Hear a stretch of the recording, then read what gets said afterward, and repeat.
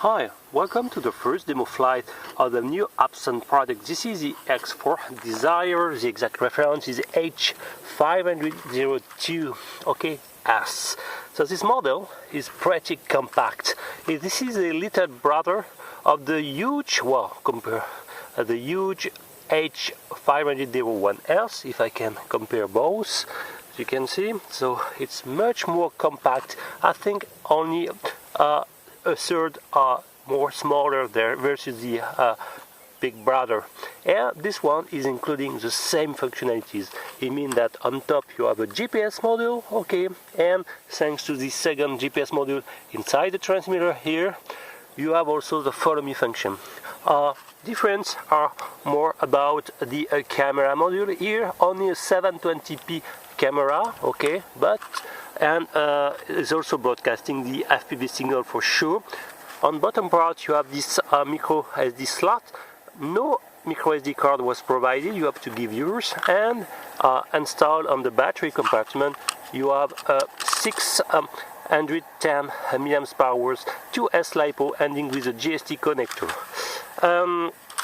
You have the same time of LEDs on each motor pods, and it's indicating the current status of your flight mode. The transmitter is the same, the same HUBSAN chassis. The brightness could be a little bit better, in my point of view, so it's not a fantastic brightness, especially for strong daylight. And here you can find the flight mode switch. When it's down, you are in altitude hold, only the parameter is stabilizing your quad, and if you press up, you will have the GPS functionalities to take photos. Now with this model, they change a little bit the how they write the information on the transmitter. Now it's coming in white, and here you have the camera button, and here you have to engage the return to home. Like the H501S, if you press on the left stick vertically, you will engage the headless mode, and here, if you press on the right stick, you will engage the follow me function. Small difference here on the top. Now you have some pretty hole, you just need to use a small tweezer or a small screwdriver to enlarge and to make officially this hole available to install your own 2.4 or 5.8 GHz antenna. It's a pretty good idea to modify the chassis like this, and really it's good. So the main drawback of this transmitter is generally the screen, a lack of brightness, and at least some settings to set the brightness of this one. You can install some sun hood. It will help a bit, but not so much. So I will start to turn on the transmitter of the quadcopter. Actually, I installed the last firmware available for the quadcopter, the version 1.1.23. So as the big brother, the first step, as soon as you will turn on your quadcopter, is to make the compass calibration. You have to, and I think it's a good idea to each time to perform this compass, at least no potential problem they can have, but at least it will reduce a little bit the some flyaway problem. So I will turn on the quadcopter. You have a GST connector.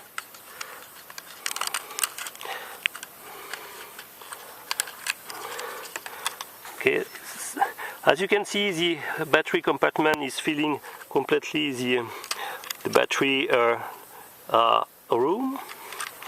And installed on top, in the rear, you have the micro SD slot. So it's turned on. We turn on the transmitter, and I hope you will be able to see. It's written in yellow, compass, Calib Compass 1. So like all the HUBSAN product, you have to take your quadcopter, make 2 slow clockwise turn, approximately 2.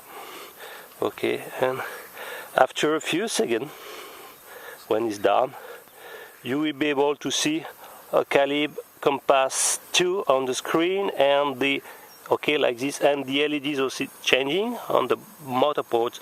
And now install the quadcopter nose down and rotate approximately 2 tours like this until the message will disappear from the screen, like this. And now you can wait to receive satellites. So I hope you can see I'm receiving actually 4 GPS satellites on the transmitter here.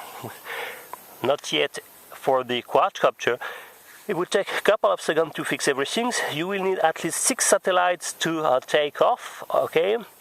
Well, at least in GPS, but you have to know that if you don't receive the GPS, there is a new option in the transmitter. I will show. I will go to the setup, press the throttle stick down, and long press on the right stick, and there is a new option, fly when no GPS, okay? And actually, I set it to no, but you can change if you want. If you want to fly without GPS indoors, for example, you can set to no and you will be able to take off. It's pretty good, for example, to perform some indoor flights. Okay, I will exit. I will show my version. It's, as you can see, the version 1.1.23. Okay, and actually, okay, I start to receive 7 satellites, 6 for the GPS. Okay, the information are the same. Battery voltage of the quadcopter, okay, your current velocity, altitude, the row and pitch angle, and this is the GPS and your current flight mode. On the lateral side of the quadcopter, you have an AV out to plug your goggles if you want. It's working, but I regret that this information are not exported also on the AV out. So it's really hard to export this telemetry information sent by the quadcopter and display only on this display. It's a drawback for me to not also include in the AV out this information. It would have been great to record them with an external DVR in case you lost your quadcopter to replay, okay, and you know the approximately your last current GPS position. Okay, I will turn on my FPV Google to record the FPV flight, and let's go. Okay, I will turn on my FPV Google. Okay, record is on, and let's go for takeoff. I'm receiving up to 12 satellites for the transmitter and 10 for the quadcopter. It's not bad. So to harm, you have to push in lower outer position, and I am in altitude hold. I will start recording here. Okay, let's go. So you have some 8.5 millimeter by 20 coreless motors. Okay, so they are the biggest coreless motor you can find in this type of motor, but they are not brushless, of course. And I immediately give an advice to store to buy immediately some spare one clockwise, one counterclockwise. To do the motor maintenance, you have to split into the canopy. Is not too hard. You have approximately 20 screw to remove. Okay, in altitude hold is pretty stable. It's very silent quadcopter. I think for me this machine, including all the functionalities, is a perfect spying machine. Really. Today is windy, unfortunately. Well, in many places often windy, so the winds come from come in my direction, so it will slide a little bit backwards. Okay, it's normal, but the transmission on the video is pretty good. But as you can notice, the frame rate is not perfectly 25 or 30 frames per second like the H502S. Is more choppy. You have for me 17 frames per second, 15, 17. It means that you won't be able to fly like a racer with, okay? But the transmission range is pretty good. I will take now some altitude. I will turn on GPS stabilization, okay? And to indicate, I will also make a return to home. Okay, let's try it. After a couple of seconds, it will go perfectly, rotate by itself.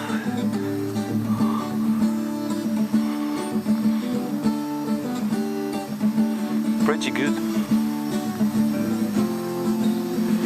So the main feature of this quadcopter is its weight.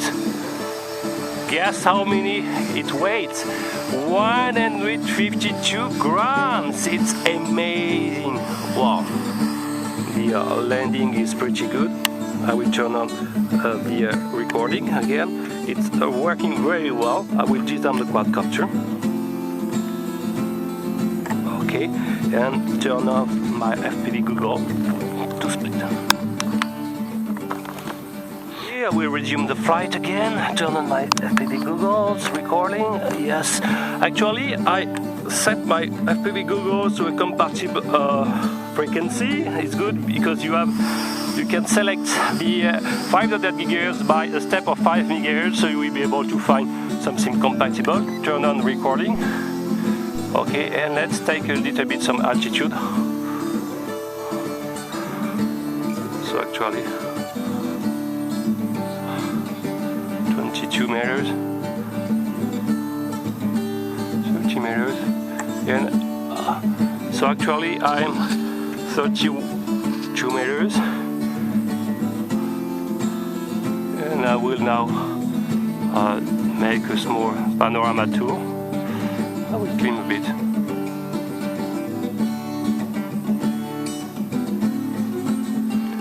Well, with the GPS stabilization is pretty good. I hope you can see the video signal is pretty good, the FPV signal. 32 meters, no drift. I hope you can see still heat. That is very, very good. Okay. The wind should be strong and the altitude. Don't be abused, I'm 31 meters. Try to clean more. And realize it.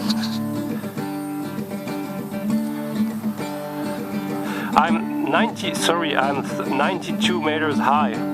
Sorry, I'm pretty high in fact. Okay, I will make a small tour.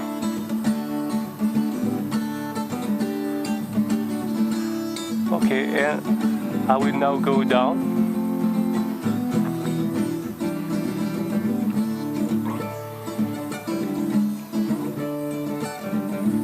Meters. Oh, it's working well, well.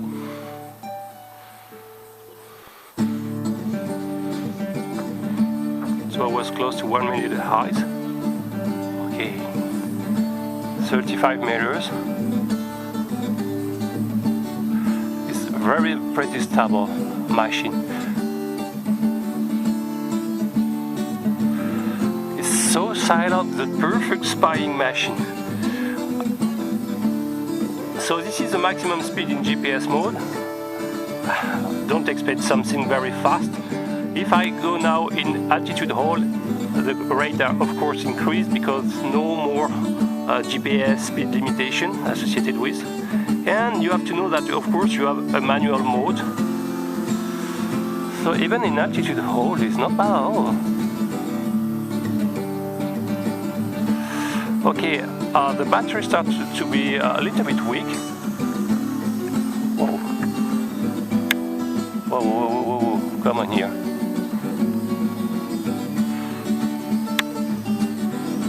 Okay. I will try at least a minimum of follow me function, okay? I will stop recording and disarm.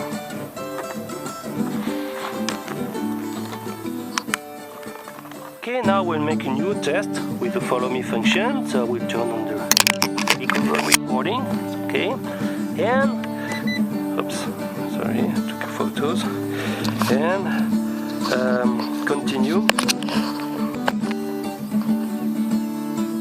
Yeah, continue like this. Okay. Sorry for the camera settings. So I will take off again. Press recording, take off. Okay. Then be in GPS stabilization. Clean the bit. I'm receiving 12 satellites, pretty cool. And now to engage the follow me function, I will press this the right stick, click on it. Okay, follow me is on, and it's turning. Hello, come on. Yeah.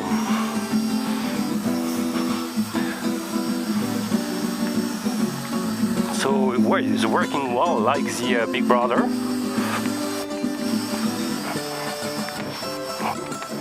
No problem. I can see me on the video. It's working well. Hello.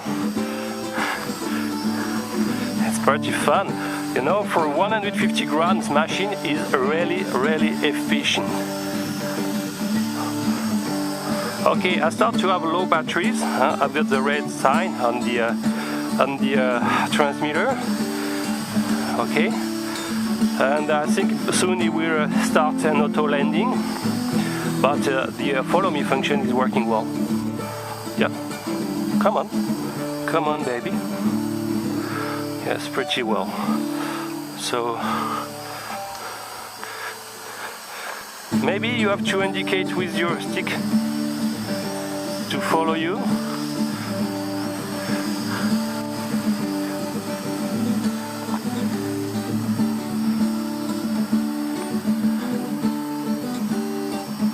Come on.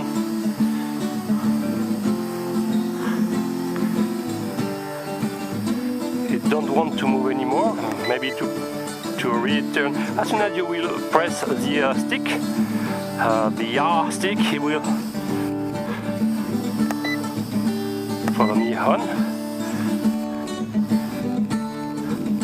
I don't want to move. Nice slow.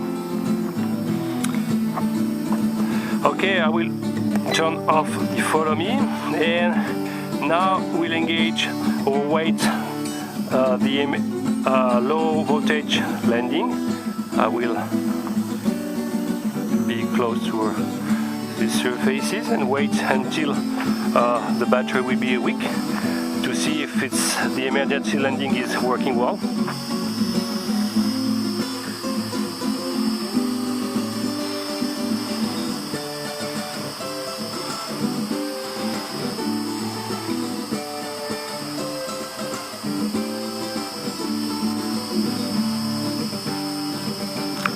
.9 volts, while the current altitude is estimated to 1.70 m is false. You have 40 centimeters of deviation. But the GPS positioning is pretty efficient because it's a little bit windy. Wow, it's windy. Look at the top of the branch and the background trees. It's windy on the top of the canopy.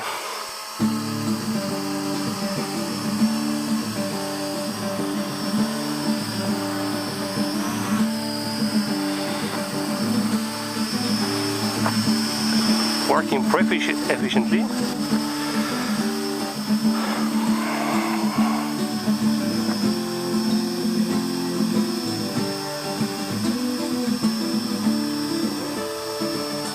Still recording. I will stop recording maybe.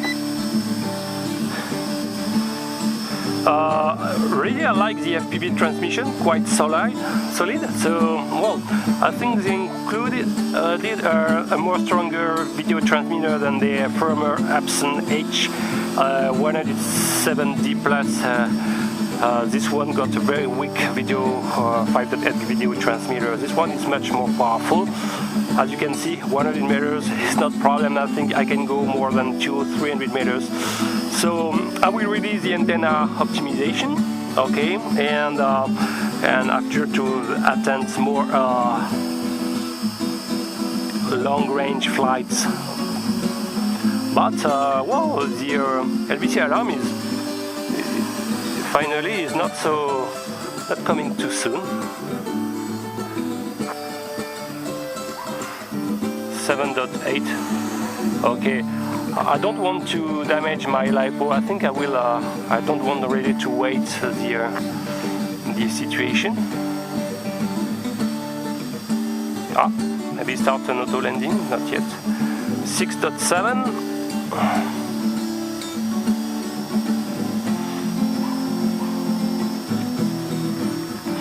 Well, basically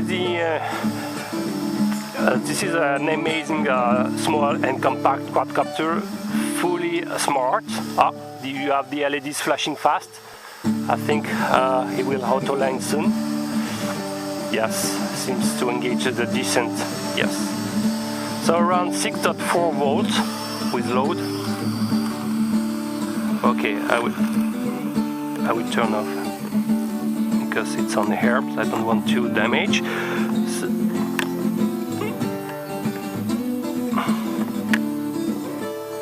Okay, so it was the first flight of the HUBSAN Desire H502S. First of all, it's probably the most compact and smart quadcopter in RTF format. It's including a GPS, and thanks to the second GPS in the transmitter, you have the follow me function working well.